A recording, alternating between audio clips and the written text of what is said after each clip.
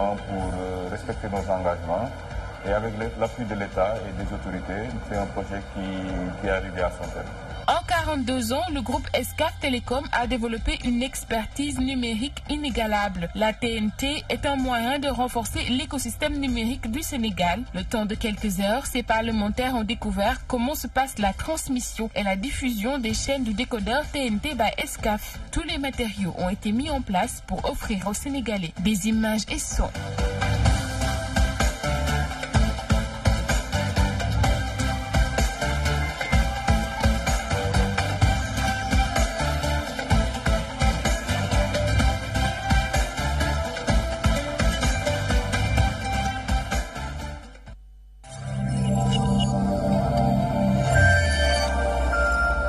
La police est réputée pour ses défilés magnifiques et majestueux. Nous sommes à l'École nationale de police et de formation permanente. Bienvenue à votre émission Vers la qualification.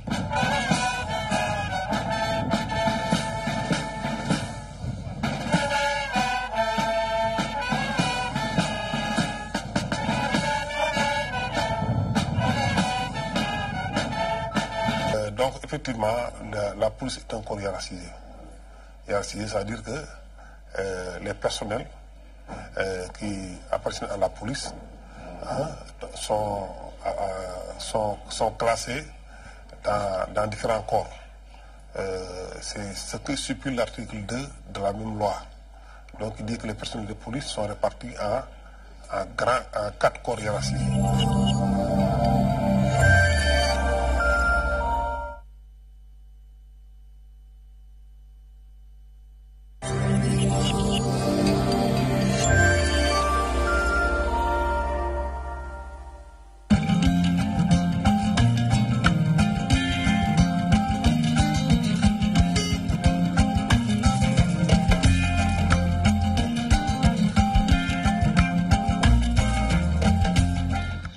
benn waxtu ca place la jot ca place de l'indépendance xabaar yi digg bëccëg yi asalaamaaleykum.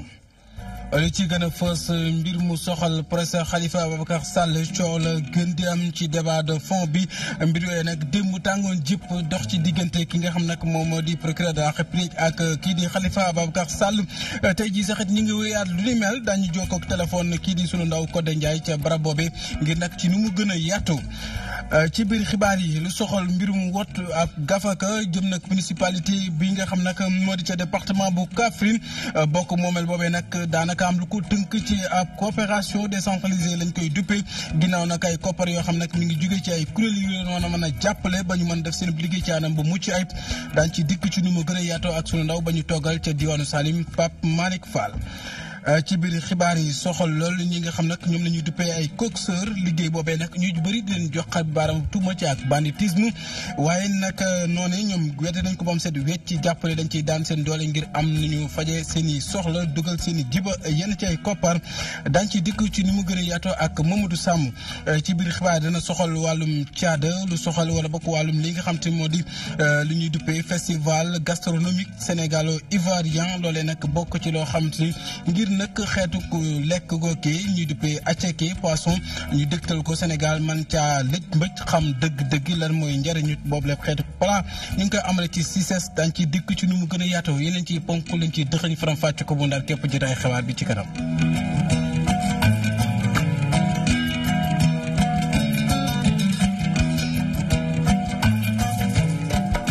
asalaamaaleykum wa rahmatullahi taala wa barakatu dal jàmm ci at xibaar yi digg njolloor yi ñu naa ko sànq ci ndottali soxal procès Khalifa Ababacar Sall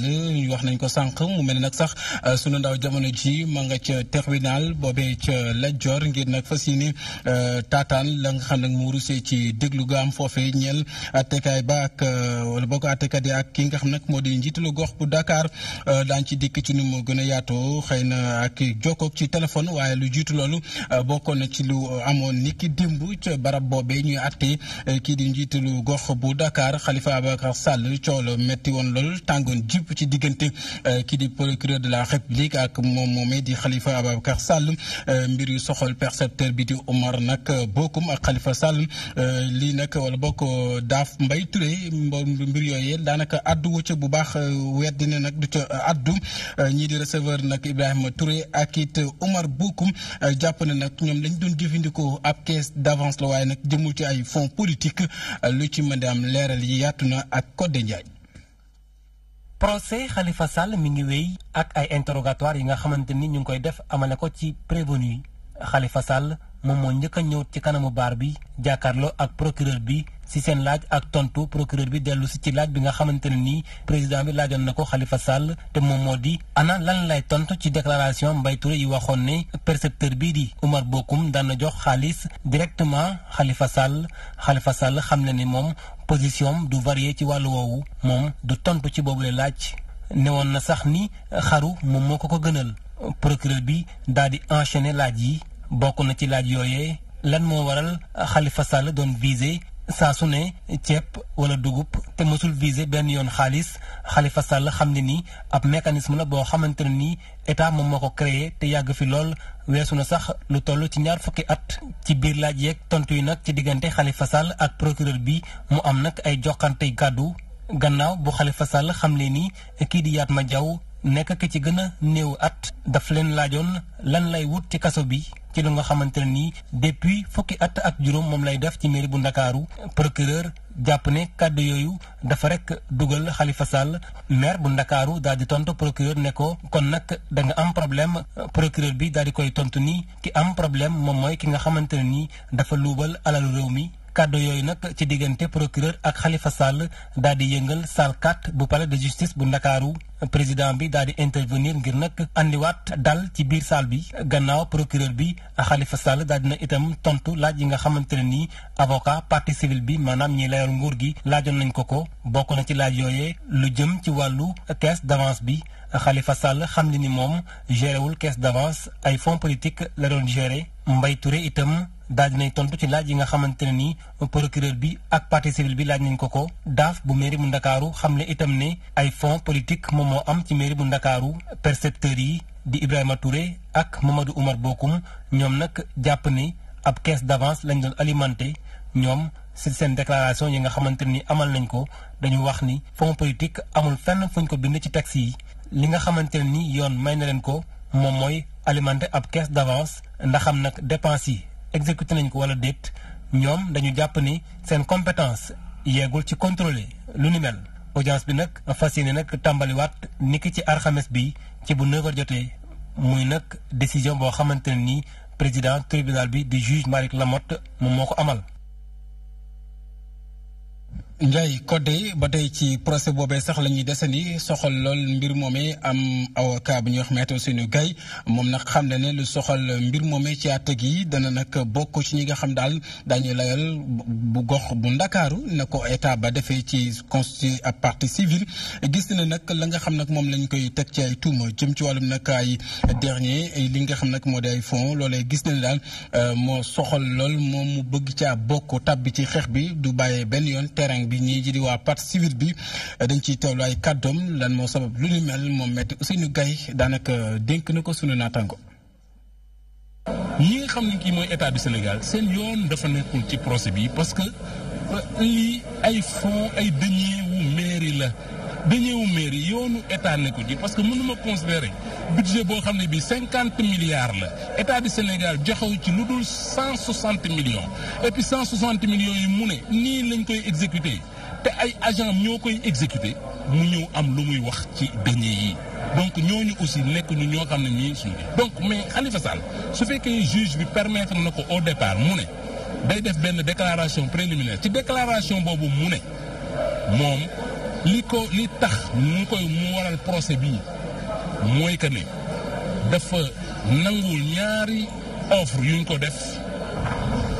loolu il faut mu nekk benn question pour man parce que da ngeen xam ne conseil municipal bu Dakar du moom moo initié procès bi procureur moo initié procès bi man damay ñëw xool ndax man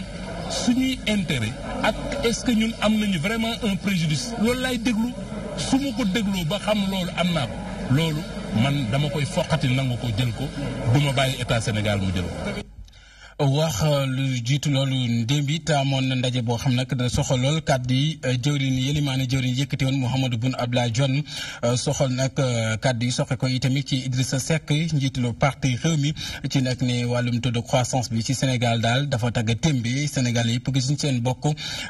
bopp mu mel nag responsable réewmiste bi ñuy duppee Rabissi Konaté moom nag daanaka foofee la jaar ci tànk yooyu jàpp ne mooy liy dëgg waaye nag tontu du forox ndax awañang di responsable APR ci diwaanu Pikine daal di weddi ba mu set wecc ne loolee ngir am ci lu leer nañu dem teg ay gët lu soxal wàllum wér-gu-yaram ak it lu soxal loolu li nga xam te moo di li ñuy dimbalante di wàllum plan social daañu xam ne njiit réew mi ba mu ñëwee ba tey liggéey yu mu def yu jaax yoon dañ ciy teewlu ci ni mu gën a yaatoo kii di sunu naataango El Hadji Moussa Bey. kaddu yi nga xam ne nag maire bu Dakar fësal na ko ci procès am soxal mbirum caisse d'avance yi nag mbetteel la jural ñi fare ci nguur gi bu ñu sukkandikoo ci responsable bi jiite rek soxnay APR yu département bu Pikine Khalifa Sall bu demee ba cité seen leader ci mbir mi wutul dara lu dul jéem a toxal débat bi. wóor na léegi sénégalais yi que ne dépense yi amul justificatif te ay fausse facture lañ indi woon présenté ko. comme da jàpp nañ ko ci loolu it mu bëgg a toxal débat bi ne président de la république def ko ci laaj loolu na indi firnde. ci beneen wàll nag génnug premier ministre nag dellu sa war rek ci kàddu yi nga xam ne njiitu réew mi yëkkati na ko ñoom ñi ñu duppee les journalistes addu nañu ci kàdduy responsable réew mi bile dëgg neexul waaye Sénégal ci boppam dara doxu fii. su fekkee ne moom président Idrissa Seck dem na si àll bi ñoom ñu waxal ko seen bopp ni que ñoom bénéficier wuñ ci xamuñu ko. bu ñu demee ba war feebar dem ci poste de santé yi dañ leen di wax ni que gars yi dañ leen yoreel xaalis mais état bi daf leen yore xaalis sax fayu leen kon ñooñu naka lañ siy bénéficier woo. Sénégalais yi koy bénéficier woo xam nañ ne loolu du mbirum ndaxawaay mbay parce que faju dafa jafe woon léegi suñu mënee jël en compte plus de presque 3 millions de personnes ci couverture maladie ñu enrôlé leen ci couverture maladie universelle donc loolu jàpp naa ne sénégalais yi cay bénéficier du ñoom ñoo koy wax. bu ñu sukkandikoo ci parti réew mi nag CMU ab naxe mbaay la waaye programme bourse familiale dese na am solo. ku amul dara boo ko jëmbalee jàpp naa ne yokk nga ko kon président de la république mi ngi yokk Sénégalais yi ndax am na loo xamante ne mën na amul woon ci ay kër mu dugal ko fa muy bourse familiale yi 400 000 familles plus de 40 milliards nga jëlee ko sa budget du Sénégal nga jëloo ko ay sénégalais. tey opposant lu mu opposé am na loo xam ne du cër. moom déploré wul li ñuy jàppale ñi sénégalais di leen jox 25 000 francs tous les 3 mois mais utal leen lu gën loolu xale yi mën a dem liggéeyi ñu wutal leen assez de forage gars yi mën a dem bayi. ñu jàppe ko nag ni potentiel adversaire u régime bi fi ne Idrissa Seck moom nag contexte actuel bi nag mu ngi ci profito bu baax saa su ko occasion bi mayee ngir rek mu dal ci kaw régime bi. soxal wàllum politique waaye jëm ci étudiants yi ndaw yi banqaso ci kuréel gi bootu ci APR ñuy wax lii di maire ñoom nag nekk ci daara ju kawe ji dañoo mer ba futtu dëgmal ko ci Cheikh Oumar Anne mu ñu jàpp ni kumaam ndey kumaamul ndey lay def ci doxalin ci foofee ci seen kër ga ndax gis nañu sax ñu ci bëri ci ñoom ci campus social ba dañ leen caa génne ba mu set yu wecc ñu ñaawlu ko ba fa ñaawlu yam jàppale nag ñoom Abdoulaye Daouda Diallo daal dañ leen a bàyyi ginnaaw dañ ci teewlu leeral yi nga xam ne soxna Ndeye Fatim Lo indil nañu ko ci. dañoo mere bu futu directeur général bu COUD li ko waxal mooy ni que Cheikh Oumar Anne moom nag dafa dàq ci campus social bi lu tollook juróom benn fukk étudiants yu bokk ci mouvement des élèves et étudiants républicains yu Podor li ni mel di firndeel njuuj njaay ki nga xam ne ni que DG bi moo ngi koy def ci biir COUD. parce que moom ñu muy logé yëpp ay mbokkam lañu. wala ñoo xamante ni ñoom wala ci man nga àndal da ngay loger àndaloo ak man génnal donc ñun loolu la ñuy def plus de combien d'étudiants plus de 60 étudiants voilà pour des raisons purement politiques mu ñëw ñun dañoo toog benn jour rek ba ñu ne voilà donc génn leen chambre yi ñu ne lan la ñu ne DG mu ne bon voilà donc yéen Abdoulaye Daouda Diallo ngeen àndal donc génn leen 8 chambres yi ñu joxoon après ñu génn foofu voilà donc daf ñu doon jox ay tickets aussi mu arrêté ko. tey jii ndongo daara yi ñoomee nag taxaw nañ temb nee nañ ñoom Abdoulaye Daouda Diallo rek la ñu ràññee mooy seen coordinateur fas yéene leen xeex ak képp ki nga xam ne tey jii dafa taxaw ngir indi xiiroog ngaayoo ci biir département bi. gagnéwu ko moom boo gisee boo xoolee moom moo nekkoon tête de liste ñun ñoo ko choisir voilà coordination départementale moo ko choisir ñun ñoo bëggoon mu nekk tête de liste ñu proposé dañoo def réunion bureau ministre Abdoulaye Daouda Diallo ñu formé benn comité de pilotage bu ñu formé comité de pilotage instance yëpp ñu ngi fa woon bon par la suite ñu proposé ko président ñu dem coordonnateur yóbbu ko président validé liste bi donc président moom Abdoulaye Daouda moom vraiment moom daf ko jàppale woon ci titre de liste boobu noonu daf ko jàppale voilà donc moom dafa dem ba à un moment donné aussi peut-être ñun ku nekk da nga wàcc sa base mooy les 22 collectivités locales nous avons mouillé les maillots ñu dem ku nekk fi nga nekk voilà ñu gagné fa par la suite dafa dem ba à un moment donné moom dafa yaakaar moom kese moo gagné voilà donc nag mu ñëwaat fii créé commencé def ay caravanes des caravanes sectaires un peu partout mu organiser des choses yoo xamante ni coordination yëgu ko voilà yëgu ko tinu ko donc man je pense que aussi boo nekkee militant boo xamante da nga discipliné je pense que da nga war a respecter la décision du parti. mouvement bi nga élèves yeeg étudiants républicains yu Podor amal nañ seen ñetteeli édition journée porte ouverte mu doon ab occasion boo xam ne jël nañ ko ngir dëggalaat seen engagement bi ñu am ak président Macky Sall te nee nañ fas yéene nañ def seen kéem kàttan ngir mu amaat ñaareeli mandat. Fatim Ndeylo jaajëf cant ak gërëm ñeel la soxal mbir mi ñu waxoon sànq yi tamit di procès Khalifa Ababacar Sall juñ nañ ko ca ndorteel yi jamono ji ñuy àddoo ngeen di teewlu ñi ngi ak sunu ndaw ba ñu teewal ca mankaan ba ñu leen di àttee ci bërëb boobu jëm nag ci tribunal ba Codé Ndiaye Codé ñu ngi lay nuyu. maa ngi lay fay sëñ Abdoulaye. waaw Alaaji Codé Ndiaye yaa ngi jamono jooje ci place bu Lat Dior ci tribunal bu Ndakaaru tey ji lan la ñu mën a jàpp ci ndorteelu gi ni ki tey suba gi ñu dooraat liggéey boobee jëm ci wàllum procès Khalifa Ababacar Sall. Abdoulaye wax nga ko sànq ci say kàddu procès Khalifa Sall mi ngi wéy fii ci tribunal bu Ndakaaru tey nag ba léegi ñu ngi wéyal li nga xamante ni moom mooy interrogatoire yi tey ci baar bi ñi fa jaar moom mooy Khalifa Sall newoon nekk maire bu Ndakaaru Mbaye Touré waaye itam ñaari percepteurs yi nga xamante ni moom mooy Omar Bokum ak kii di Ibrahima Touré tey nag Khalifa Sall tey mi ngi tontu ci ay laaj yoo xamante ne nii défense bi ñoom ñoo koy laaj maanaam ay avocat am kon nga xam ne ay c'est des questions à décharge moom moo fi xew tey Khalifa Sall laaj tontu na ci laaju ki nga xamante ni moom mooy maître François Sarr maître daf ko laaj rek ne ko naka la daan gérer li nga xamante ni moom mooy caisse d'avance bi foofu nag Khalifa Sall joxe na tontu wu leer nee na daal caisse d'avance bi moom ni ñu ko gérer mooy li nga xamante ni noonu la ko ñëpp doon gérer depuis ay at wax na nag itam ne ci ay déclaration am nee na caisse boobu ay autorités yu mag ci réew mi xam nañu ko te bokk na ci autorités yooyu ay chef d'état yoo xamante ni jaar nañ ci ak ki nga xamante ni sax moom moo fi nekk tey di président Macky Sall nee na en 2012 précisément septembre 2012 tase nag Macky Sall mu wax ko ci caisse boobu Macky Sall également sollicité ko ci wàllu caisse d'avance bi kon nga xamante ne ni moom jàpp na ne caisse d'avance bi ñu bëri bénéficié wu na ci alors bi nga xamante ne nii Khalifa Sall mi ngi tontu laaj yooyu nag am na incident boo xamante ne nii am na fi ci Kalkat mooy maître Ousseynou Fall nekk kenn ci avocat Khalifa Sall yi bëggoon def benn observation président tribunal bi di juge bi Malick Lamotte wax ko ne loolu du mën a am parce que fi mu nekk nii dañu toll ci interrogatoire yi maître Fall daal di mer nag daal di koy couper la parole président bi jël kàddu moom jël décision am dàq ki nga xamante ni moom mooy maître Ousseynou Fall ci procès bi daal di suspendre séance bi pour 30 minutes waaye bi ñu jógee ci suspension boobu ci biir 30 minutes yi ci la ñu waxtaan avocat Khalifa Sall yi ak procureur bi ak itam avocat partie civile yi daal di ñaan président bi ngir mu andiwaat maître Ousseynou Fall ci procès bi parce que cappaandaw la juge Malick Lamotte daal di décider revenir sur sa décision comme on dit daal di andiwaat ki nga xamante ni moom mooy maître Ousseynou Fall parce que dafa jàppoon ne dafay perturber audience bi donc moo tax mu jëloon boobu décision gannaaw ba procureur bi ñaanee njëkk ak ki nga xam ne moom mooy avocat partie civile yi juge bi daal di revenir ci décision am daal di andiwaat ki nga xam ne moom mooy Ousseynou Fall ci procès bi fi mu nekk nii nag Omar Bokum di percepteur bu nekkoon percepteur ci mairie bu Ndakaaru moom mooy tontu ay laaj yu avocat défense bi précisément maître Laytou Ndiaye moom moo koy laaj en question farañ tollagum en attendant ñuy suspendre séance bi loolu daal Abdou lañu mën a jàpp fii ci tribunal bi en attendant débat yi di continuer ñëwal procès Khalifa Sall ak interrogatoire yi. de que ñu lay bàyyi nga toppal ñu bu baax xabaar yi ruusee foofee ci bërëbu àttekaay boobee ci rek place bu Lat Dior jaajëfal nañ ko Codé Ndiaye lañ doon teewlu ci mbir mu soxal procès Khalifa Sall wéy li xibaar ci yaatal bokk na ci nag lu jëm ci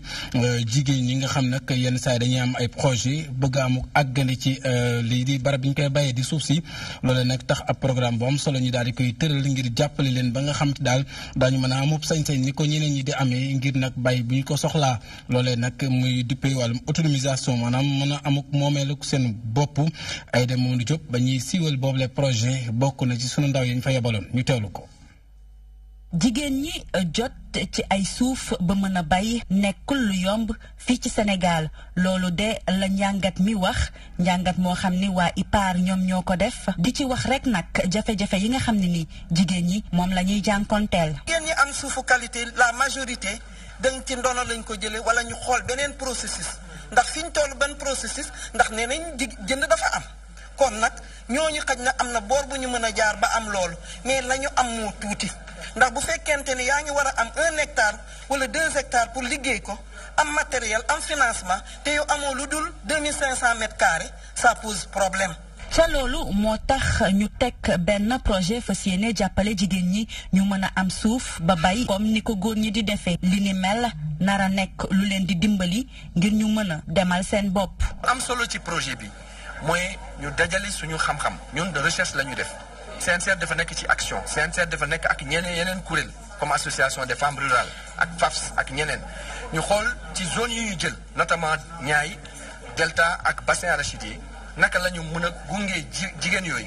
pour que ñu améliorer seen accès. ministère bi nga xam ne nii moo fi teewal jigéen ñi nee na projet bi mu ngi koy rafetlu bu baax li ñuy def rek mooy fas yéene leen gunge ci xeex bi nga xam ne nii moom la ñu bëgg a def. li tax mu di ko def it ñuy dolli mooy que fi mu ne nii ren jii. àddina yëpp dañoo teg yëngatu yi ñuy war a def ci mbiru jigéen ñi nañ ko jëmale ci naka la ñuy fexe ba jigéen bi liggéey ca tool ya naka lay mane boppam am koom-koomu boppam autonomisation de la femme rurale. projet recherche action ñu lancé ko tey jii IPAR ak ay partenaires am bëgg rek fexe ba jigéen ñi mën a liggéey ci ni mu waree jaarale ko ci mbay mi waaye it ñu jàppale leen ba jigéen ñi mën a demal seen bopp. jërëjëf Aïda Mamadou Diop ne coow ci diwaanu Saloum ca Kaffrine Ndoukoumane bokk na ci nag lu soxal conseil départemental ba ñooñee nag lu jëm ci wàllum coopération décentralisée bañ daan doxal dafa tagga témbi la ko wund mooy ñi leen ci daan jàppale di ay partenaire daal coopéré yi leen waroon di jox moo xaw a yéex loole nag bokk na ci di sabab de daal moo tënk liggéey bu am solo biñ ci waroon a def loole lépp ngir am ci lu leer dañ ciy teelu ki nga xam nag moo di Adama Diouf ay kàddoom ki ko tatan mooy sunu ndaw ba ñu toogal ca Saloum di Pape Malick Fall. gàllankoor moom ndax vraiment yaakaar nañ ne coopération décentralisée war na mën a suuxat yu bare ndax budget rek collectivité locale di tënku ci transfert financier loolu du mënta doy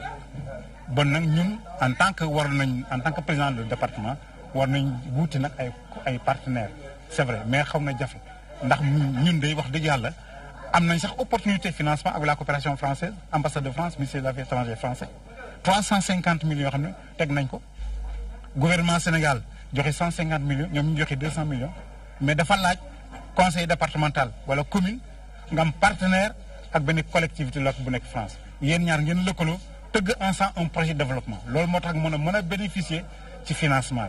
bi ñun nag war xam nañ cee tumaranke quand même honnêtement ñu ci góorgóorlu nag lancer appel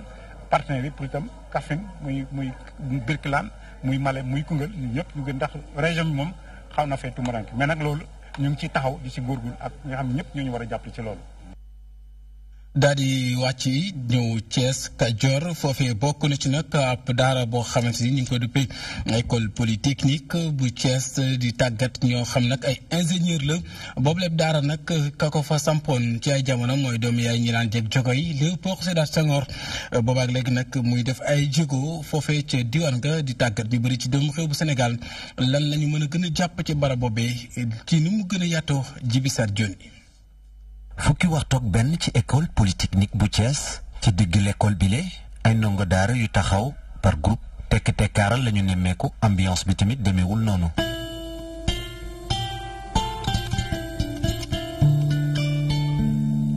mu bokk ci ñeenteelu promotion bi ci école bi léegi professeur la mu ngi ñëwaat ci ni l'école bi tëddee. en 2017-2018 diggante 2017 ba 2018 liñ fi jot a tàggat ci ay ndongo ñu ngi leen tàggat ci wàllum génie civil génie mécanique informatique et télécommunication ak aéronautique looloo waral sax fi mu toll nii filière yi ñu leen di tàggatee mu ngi toll ci ñeent dong. nous avons porté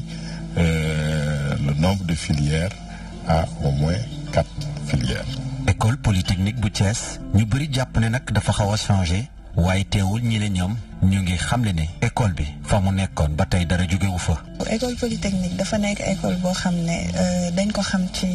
excellence dañ ko xam ci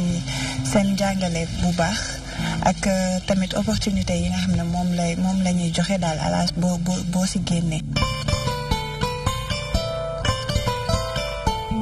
Je ne peux pas donner le nombre de diplômés, on est au moins à 1000. bi ñu sosee école bi ak léegi bi ñu defee xayma lu toll ci junniy lijaasa la ñu joxe promo bu njëkk bi ci atum 1978 la génn ki leen jébbaloon lijaasa yi mooy ki fi nekkoon njiitu réew bu Sénégal di Léopold Sédar Senghor. Vous savez cette promotion là des mains du président Léopold Sédar Senghor. makkaan gi ñu dénk wàllu forces armées moo doon gérer organisation école bi le loolee sax wane na anam gi ndongo yi di solo. toll ni moom nekkuñu ci armée gaa bu njëkk ba loolu la woon waaye fi mu toll ni moom nekkatuñ ci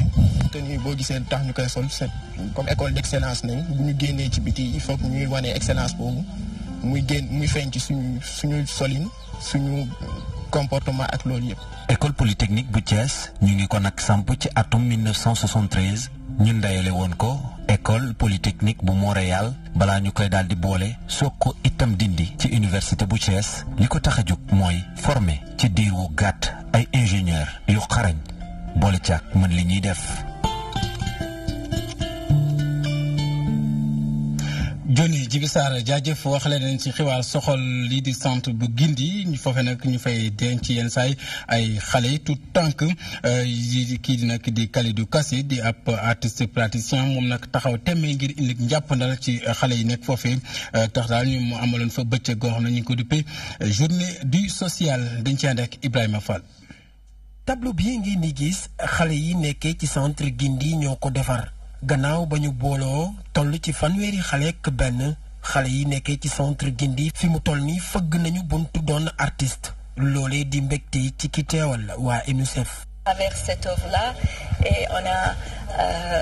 ci œuvre d'art bi dañoo waxtaan ak kii di Kalidou Kassé ndax mën nañoo gunge ñu defar œuvre bi muy nag li ngeen gis ni mu rafet lool te ay xale doo nga ko defar mu toll ci fanweeri xale mu doon li ñuy fàttali fii ci UNICEF ne xale yi ñoo defar lu rafet lii. toujours resté au sein de l'UNICEF n'importe où le bâtiment est situé. artiste plasticien bi ne bëgg na lool liggéey ak xale yi ndax gis na seen taxawaay ak la ñuy yëkk. bi ñu liggéeyee mais ak émotion lañ liggéeyee ak beaucoup de chaleur ndax da nga doon sentir ni say doom nga nekkal vraiment say sët nga nekkal te affaire bi dafa neexoon ñu añandoo ndekkendoo reerandoo ainsi de suite bi ñëwee ñu jël toile boo xam ne 3 mètres lay mesurer 3 mètres sur 1 mètre 20 ñu jël dimension bi ne xëy na am na xale yu ndaw am na ñu mag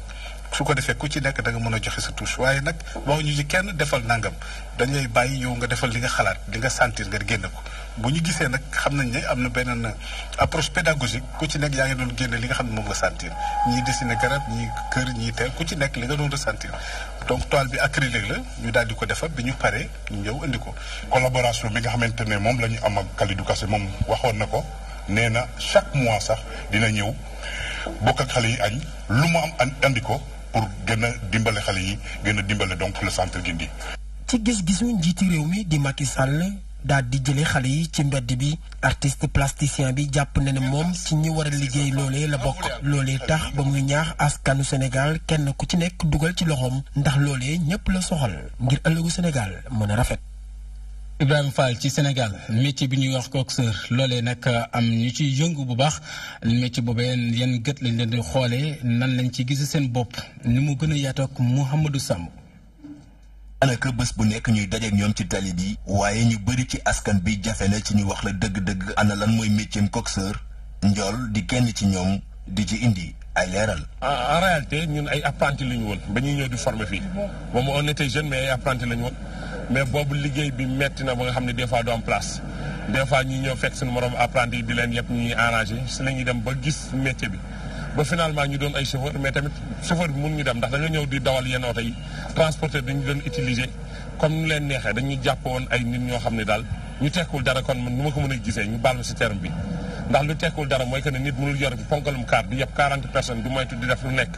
en fin du mois nga koy jox salaire yu misérable yu 40 000 francs kooku c'est anormal 40 000 francs mënoo say jël say doom ñu jàng mënoo si am logement boo dëkk mënoo si am looloo waral ñu ñoo installé wu def fi garage. moo ne day ñu bëri ci coxeur yi ay borom kër lañu te ci bile liggéey la ñuy suturloo. kenn ku si nekk sa njaboot nga ji suturloo ak leneen jëluñu ko nag pour bon jëluñu ko pour leneen liñ ko wutee mooy lenn suturloo suñuy njaboot defar suñuy bopp kenn ku si nekk ñi fi nekk nag amul kenn koo xam ne rek yor looy njaboot wala leneen ñun ñi fi nekk ñëpp suñuy kër lañu yor. te lii ñuy liggéey nii si lañ yore suñuy doom suñuy bu ñuy jàng si lañ leen di fayal si lañ ñuy def lépp suñuy liyaas ak lépp ci lañ koy fay kon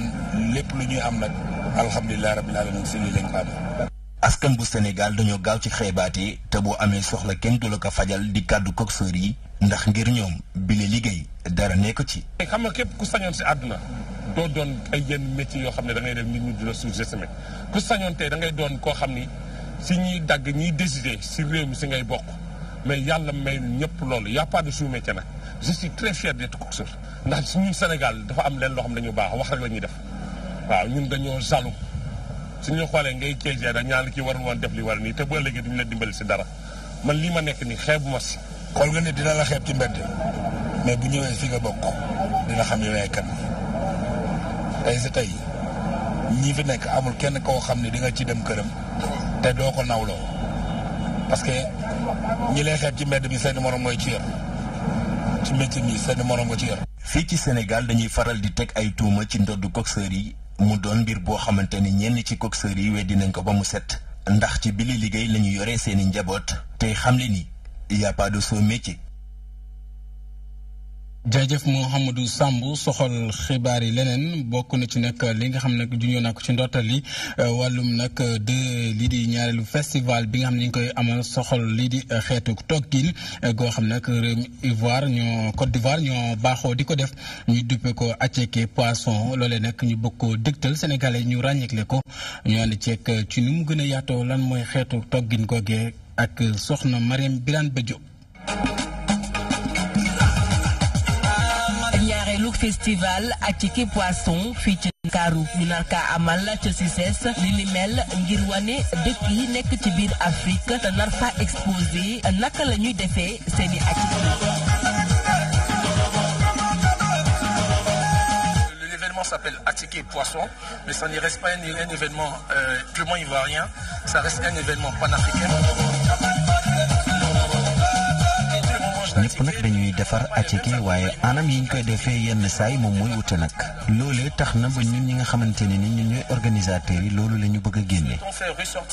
ñi ko amal nag di ay doomu Côte d'Ivoire ñoom nag seen